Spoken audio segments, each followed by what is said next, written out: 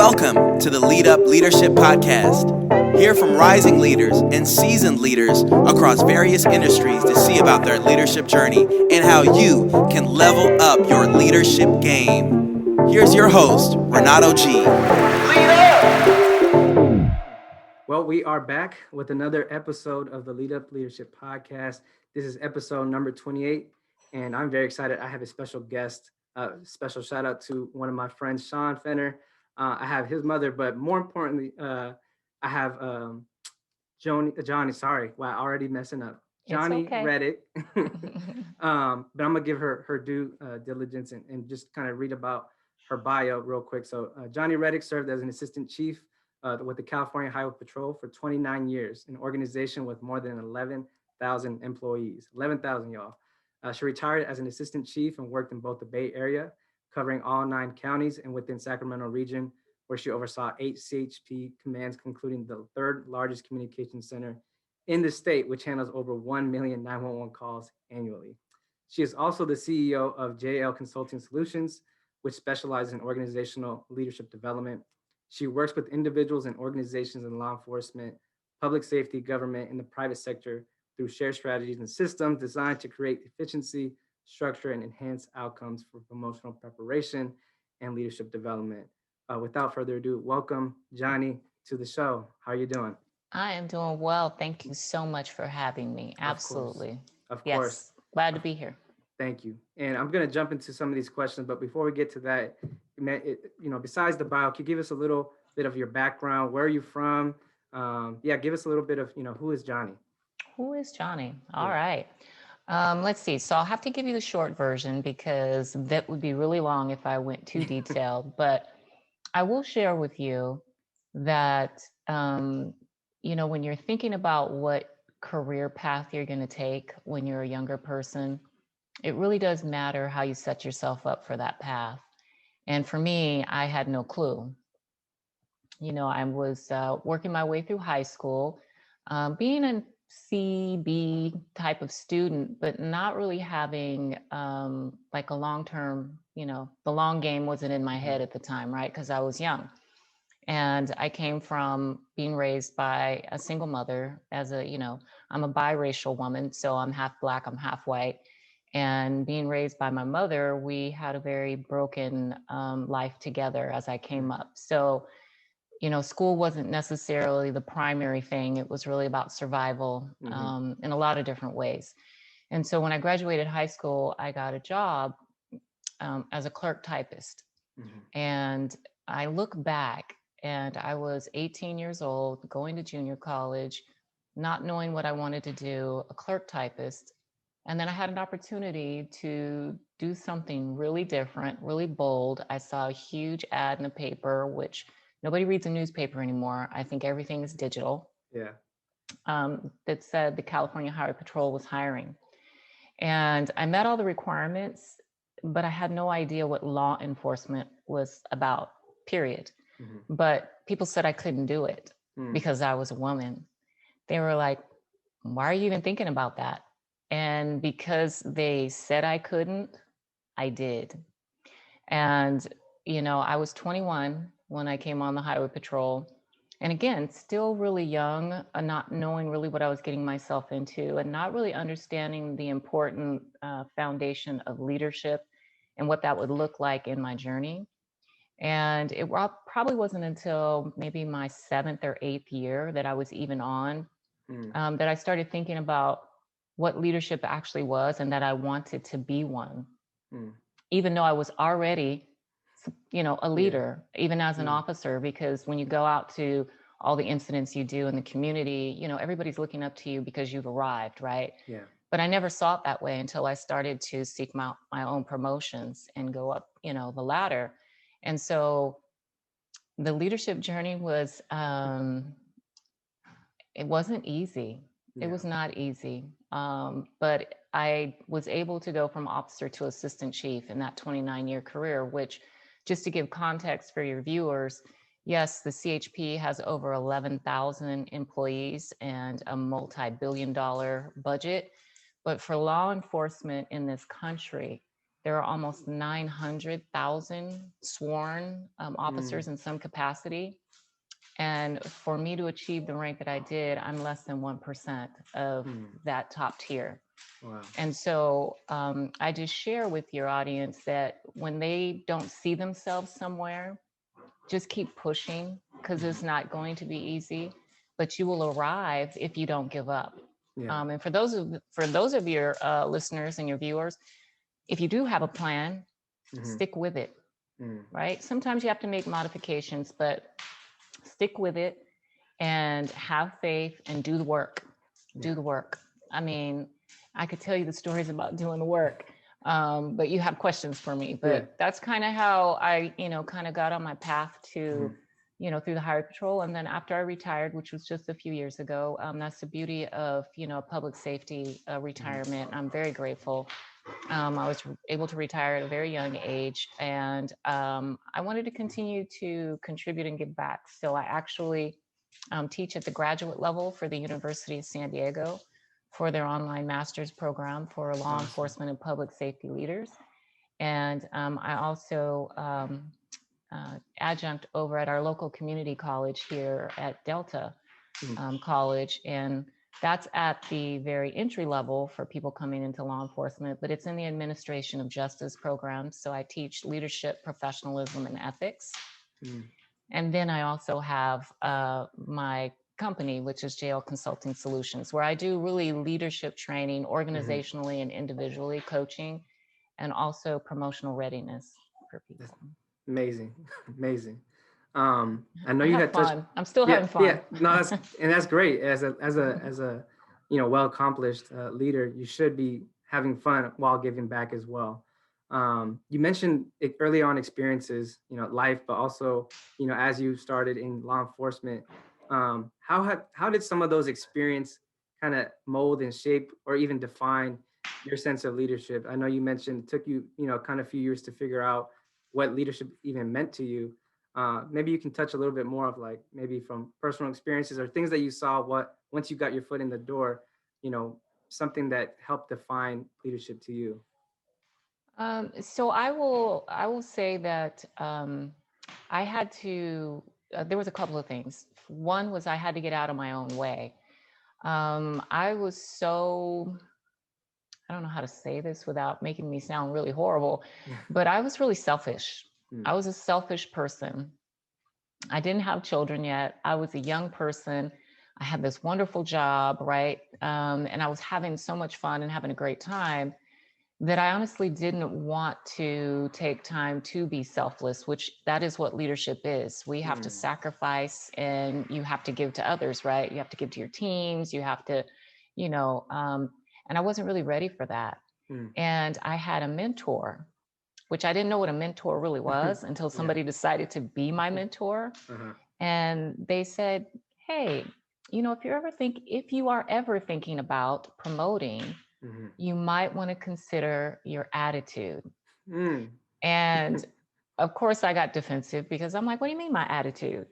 And they just shared with me that the way I was being perceived was, not somebody who was willing to, demonstrate leadership, right? Because I kind of, I was sassy. I was, you can't tell me. But they said, you might want to work on your attitude. And after I got done being upset about that, I was like, no, they're absolutely right. I was going around like I knew everything because, it's part of this thing as we're coming up, we're trying to go through a maturation process of being just people, but now I'm trying to fit into a male-dominated industry where I need to also show that I'm capable to do the work. And so I started taking on mannerisms in the sense of being tough and, all of that, but that wasn't really authentically who I was. And so when I started figuring out that I needed to be authentic, but there was things I needed to do to improve myself, which were attitude. And I also had to realize that I was doing the job, but I needed to be excellent at doing the job and be competent in order to move forward to have that capacity to lead people that would be doing what I was doing, because they would then be seeking that guidance and wisdom from me. And in the work that I was doing, this has to do with civil liability. This has to do with life, right? Life or death decisions and officer safety. And I couldn't move to the next level without really being good at the job that I was doing, so that I could be better for others. And so those were just a couple of things early on that were really important, that I feel like, really helped me to shape and grow my continued leadership capacity as I moved up. Wow, attitude. I think some people got offended once they heard that. They said, "Not me." Well, we do. We get very defensive, and I Yeah. think it's all about the approach and the Yeah. intentions behind somebody coming to share something where you can improve. Yeah. And if we're open to listening and we're open to, receiving that feedback, man, we're going to get some wins out of that if we lean into it. Yeah, that's so good. So good. You also mentioned again, being in a male-dominated space, and being biracial, Black, white. How were you able to navigate some of those spaces? Being a woman, being biracial. I know nowadays, I'm only 29, so when you started, I was not even in the picture. But diversity and inclusion is a big thing nowadays, right? Especially with all that's been happening in this last year, 2 years, 3 years of civil unrest and all the things that law enforcement now, is constantly on the news, social media. Could you share a little insight of just how were you able to navigate spaces and being in a leadership position as a woman and being biracial? Yeah, so I'll start with, you are my son's age. So yeah, no, you are not here yet. It's when I was an officer, I would say I didn't handle it well, in the sense that I spoke my mind. I, didn't hold back. I, let it all out, but I let it all out in the wrong ways that weren't productive, right? To make change.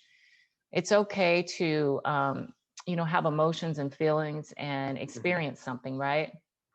But in leadership, when we decide to promote, we don't have the same luxury that we have when we just want to be, citizens out in the world, so to speak, or, line level staff who can complain and criticize and, not look for solutions. Yeah. And so, as I was coming up, it was uncomfortable. It didn't feel good. You had people that, you weren't in the cliques, you weren't in their groups, you were on the outside of things. You had some officers that didn't help you, but I'm going to say that's not based on race. That was based on my gender. I was female. So, I could be out at an overturned collision or, in pursuit of something, and I would hear crickets on the radio from my backup. Unless they heard there was something really extreme, which to me, those are extreme things I just mentioned, but it took a long time. I had to continually, day after day, prove my, ability to do the job before they started even coming to my calls. Right. But when I moved up into leadership, it became more of a lens of not really looking at myself and what wasn't happening for me, because I worked really hard on my reputation. I worked really hard on my work ethic, and everything I got, I did it based on merit. And so as I established that for myself, which is so important especially for anybody in their career, but for women, right?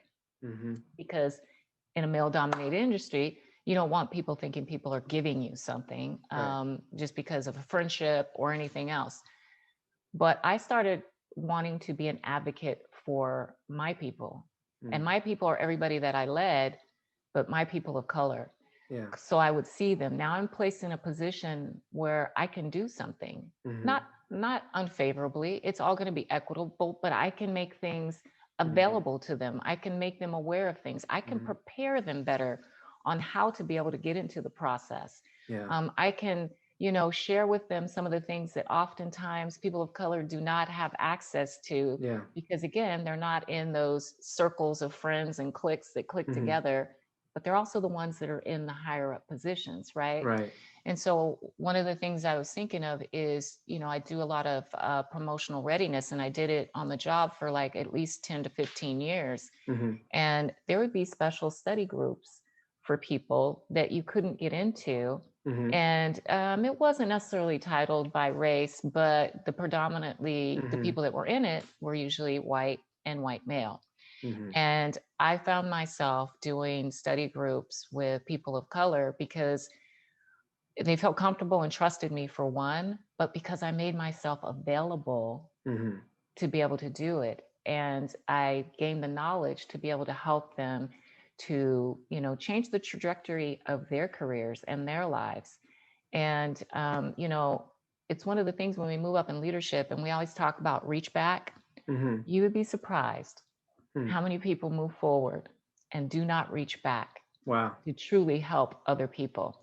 They will do it for their friends. Yeah. They will do it for their favorites. Mm. They won't take that energy to do it for the right. And I just leave it there for the right people, the right reason. They don't do that because it takes time and energy. And again, that's back to that sacrifice and selflessness that I talked about when you start to promote. People need to be seen. Yeah. And, if you don't see everyone, then you don't see anyone. Mm. Hmm. Saying a lot of great stuff right now. I want to touch on, you having a long-term career. Some of the people that mostly listen to this, maybe their entry or they're trying to move up or get promoted. I know you mentioned merit, which is, not something you hear very common nowadays, at least where I work, or even maybe for this generation, who knows? But what would you attribute, some of the things to a long-term career, 29, almost 30 years being in law enforcement? What would you say, maybe I know you mentioned a mentor as well. What were other factors that helped sustain a long-term career? No, that's a great question because we definitely have to think about the long game, right? And it doesn't matter if your long game is in the same organization, but Correct. even if you're going to go into a different organization, Right. you want to continue to move up. And you also want to be able to sustain sometimes wherever you are, if that's where you want to be. Yeah. And so one of the things I always recommend to people there's a few things, but one that's really important and some people don't even think about is creating for yourself a career development plan, or I think it's called an individual development plan. It could be called any kind of plan. But really what a career development plan does, it's almost to me like, how you can have a vision board and you set up what your goals are and what you aspire to do. That's kind of what a career development plan is you sit down by yourself or with a supervisor preferably, but maybe your organization, they're not that advanced to want to do that with you. Yeah. And really you set out what your goals are going to be. So I did one of those as an officer. Well, I did it as a sergeant because I didn't know it existed as an officer because nobody ever shared it with me. Yeah. But when I studied for the test, I learned about it because you gain knowledge too as you promote and test and interview. And what it does is it sets up goals for you to look at, where you want to go in the organization. So I wanted to go all the way to the top, and it gives you time frames. And then it also talks about, well, what kind of training will you need? What kind of assignments will you need? What kind of things will you need to help prepare you to get there? And you create this outline in a career development plan. And you can update it every year so that you can, make sure it's meeting your needs. But really, it's your career vision board for you to create your pathway to where you want to go. And then the other piece that's really important about sustaining your long game plan is don't allow yourself to get complacent, because complacency will creep in and then we become mediocre. Mediocrity should not exist in any corporate culture, but it does because it can easily be fed. But you as an individual that has any kind of a drive to be able to, do more, and be better, you're constantly working on being a continual learner.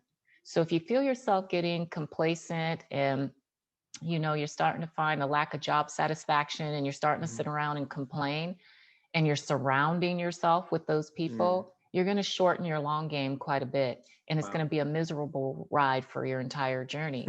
So it has everything to go back to the attitude, right? And the mindset, and just making sure that, being a continual learner breaks you out of that.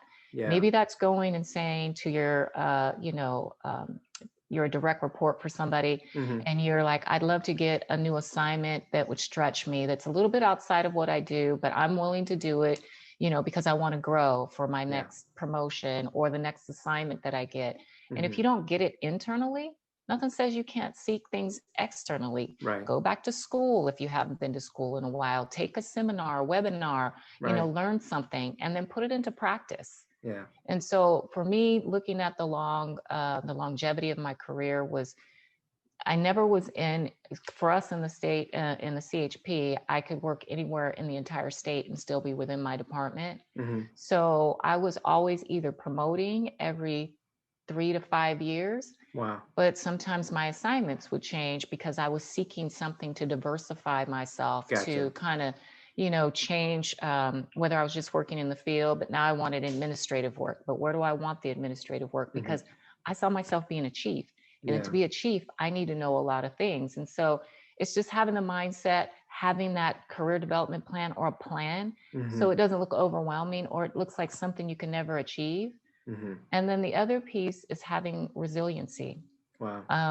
And that's the ability to be able to rebound and bounce back from adverse things. And adverse things could be you had a really bad experience at work for Yeah. whatever reason, and you just don't want it to change, how you approach work anymore. Yeah. You want to always stay engaged. So for me, resiliency was important because of the type of work that we do. We get cumulative trauma Hmm. over all the years with all the death and the hypervigilance that we experience being in policing. Hmm.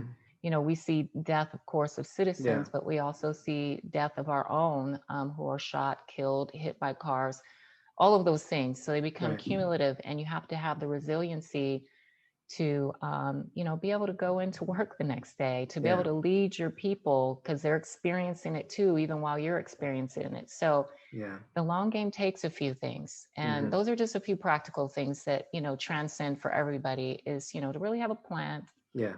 Have a plan, work on your attitude and your mindset, never settle for mediocrity, always be a continual learner, and then to have some resiliency. That's so good. Plan, attitude, resiliency. Y'all got to replay those last 5 minutes because that was really good. Um, Now in your role with your consulting firm and business, I'm curious. As you're kind of speaking with different organizations or businesses or different leaders on an individual level, what are some of the kind of common challenges that you're seeing amongst leaders, and what are some of the skills that you feel, as you're building up, 21st century leaders? What are some of the skills that you feel like that they need? So what are some of the common challenges that you're seeing, observing, and what are the skills that you're trying to implement in their lives, in their businesses? So, you would think that it's going to be some earth-shattering, Huh. new development that I'm going to Yeah. drop on you, but it's really not. It is, it's often just a fundamental organizational culture that will start to emerge, right? And it can happen as simple as things like, team building, Hmm. on how to build better teams, right? Because sometimes we can get in our silos and our staff are not as productive, the Right. morale is low, they're not able to work together and problem solve, right? Yeah. And come together. And so we find that a lot of times it's simply creating, this space to be able to allow people to feel seen. I know that Hmm. sounds like such a awkward thing, but people can feel unseen and Yeah. undervalued in the workplace because you have an executive that's way up here. Hmm. They can't always be down walking around and saying hello. So they leave that to their middle managers and their Yeah. supervisors, who may not be doing a very good job. Yeah. So, it's multi-leveled. So your employees are, to me, the backbone of an Hmm. organization. Your folks at that, ground level doing the work every day. And so they need to have some team building. They need to be reminded Hmm. of the value that they are. And then also critical thinking. Yeah. So sometimes you have people who are working in technical positions and it's critical thinking for that, Hmm. but it doesn't necessarily bridge critical thinking to be able to work with another team or to be Right. able to understand the bigger mission and vision of the organization. And so Hmm. it's creating communication where people can have critical thinking, problem solving, but also to have relational engagement in corporate culture has shifted, because there's a lot of generations that are working in corporate culture, and we're all a little bit different, right? And so it's kind of trying to find ways to bridge that. So working on communication are some of the things. Emotional intelligence is, we all have it, yet we don't necessarily understand how to engage it or how it works for us or how it doesn't work for us, right? But it works for us if we know what it is and, what triggers us, how we're going to respond to it, and then how it works in the relationships and the awareness of what's around us, right? It helps us, I think, a lot in how we handle our interactions with people who are different from us, because that happens in the workplace a lot. And when we're not comfortable or familiar, or based on how we might have been raised, or, implicit bias and all these other things, people aren't aware because they're not being talked, they're not being talked about at work. And maybe it's definitely not something they even think about or talk about at home. It didn't happen in school is something we discussed, but you come to work and now you're working with a bunch of people who are very different than yourself. And so how do you, navigate that? So those are some of the things, that I'll work with. And then sometimes it's just simply looking at the overall organizational culture for itself. And what are some of those policies? What are some of those procedures and things that are in place? And, why are they in there? So I give, assessments to be able to do that. And then your succession planning. What is the succession for your organization? What do you have in place to help people move up? What are your, testing processes? Are they fair and equitable? And do they provide for diversity, equity, and inclusion? So, those are just some of the things. And those are some great things to consider, because as I'm learning too, learning is something that I think, as you mentioned earlier, something that's super important that I value, because there's always something new to learn. I'm learning from people, from my mentors, my managers, things that they're seeing that I'm not necessarily grasping at the moment, but as they're explaining, I start to see where they're coming from, a different level of view, if that makes sense. So absolutely, because if you don't have the lived experience from the perspective from which they have, it's really important for you to pay attention. And so, when I would go to meetings or I would be in rooms with people that were at a rank higher than me, I was taking notes. I was taking notes. I was paying attention. And if I wasn't crystal clear on something, I was asking questions. I was being inquisitive because I wanted to know, because I, again, had a plan for where I wanted to go. And I couldn't get there by myself. I wanted to be able to, these people have the knowledge. They're there doing the job, right? So, if you get an opportunity or even ask for the opportunity, pay attention, take notes, don't be in there, on your phone, distracted. I mean, that's such the biggest challenge, is the distraction of the cell phone. Now, even when you're in meetings, because it can be on your watch and you're trying to be tricky.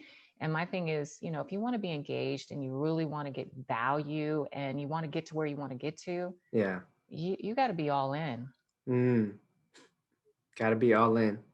And now with you having that knowledge and looking back at your career, is there anything, looking back that you do maybe differently, or maybe you would have started earlier on? Because, and I ask this because, again, a lot of the people that do tune in and listen to this, they are young professionals, right? And there are things that they're still trying to figure out, even during this time of COVID, right? Like, what is next? How do I do the next thing? And I'm still trying to figure stuff out. Like, maybe providing some wisdom, looking back at your career. Is there anything that you might have done differently? My era was different. So, surely we could have all done a little something different. I would have liked to have been all in sooner instead of not being all in. But I would tell, young leaders today who are emerging to really start leveraging your network. I think we forget the power of our network. And, if you're not on LinkedIn, that's a place for professionals. And building a LinkedIn profile and understanding the power of that profile and the connections that you have are not the connections that you might have on Instagram, right? Because you're looking for your professional space. Do you have a resume? Maybe you got on this job you have and you didn't have to have much, but continually keep that resume upgraded. And if you don't know how to do it, it's an investment. Invest in yourself and have a really good resume. And again, if you're going to, have a network, have a quality network, and then actually leverage them early, right? Build relationships early by what? Asking questions. These are, these people can be mentors for you where you can start to lean in now, and understanding the value of mentors versus a coach. A mentor is somebody who, makes himself available to you, wants to see the best in you, might offer some guidance and wisdom and help you here or there. But a coach is somebody who's going to give you discipline and structure, going to have goals and outcomes for you to reach, and they're going to help you to reach them. But you have to understand there's an investment when you go to a coach versus, it's free when you get a mentor generally. So think about what you want to invest in yourself for your professional career and your leadership. Because we invest in a lot of things, right? So it just depends on where your priorities are and where your value is. But, for me, like I said, I would have wanted to have myself lean in, and be all in a lot sooner. That's so good. I love how you said a mentor versus a coach. And that's so true. As I'm experiencing, I was fortunate enough that, my leaders invested in me to get a coach, force and development coach in these last 6 months. And I'm seeing a big difference in terms of those goals and outcomes and that discipline that I've noticed that was lacking. And so that coach has uplifted a lot of those things. So that's a great call out for sure. As we kind of start to land the plane here, I want you to finish this statement, which I've asked my guests to help me. And the statement is this: every leader needs this. Knowing what you know from your experience as you are consulting and talking to folks nowadays, with your knowledge, how would you complete that statement? Every leader needs. Every leader needs. So I'll start before I say that, when you consider yourself a leader or you decide to embark on leadership, you really need to understand and define what leaders are and if you fit for that, because, leaders need to be able to show up, because how you show up matters. And for me, it's just that simple, because people can show up, but they're not leading. And so, leaders, they show up. That's what they do. And, unfortunately, I've experienced many that think they're leaders, and it's just very much the opposite of that. So we need better leaders. We need, we're in the 21st century. We need better people to be better leaders, to be able to, go out and change the world. And, we have a lot of social issues that we're dealing with that corporate culture plays a role in, because we're all connected. That's so good. Such a great, got to show up, shut up, show up. That's good. Jonni, thank you so much for your time. And if any of the listeners of yours maybe want to follow up or just kind of reach out to you to maybe build a network with you or just kind of seek your services with your firm, how can they do that? Yeah, absolutely. So you can find me on LinkedIn at Jonni Redick. My website is JL Consulting Solutions. I'm also on Instagram as JL Consulting Solutions. And so, it's pretty easy to find me. Awesome. Yes, and you connect with me on LinkedIn, and you give a shout out to the show, and I will connect with you, and then you have access to my network. Awesome. Well, again, appreciate the time, appreciate all the valuable knowledge and wisdom that you've imparted today. And you heard it here, y'all. Lead Up Leadership Podcast with Jonni Redick. Catch y'all on the next one. Peace. Yeah, thank you. Have a wonderful evening.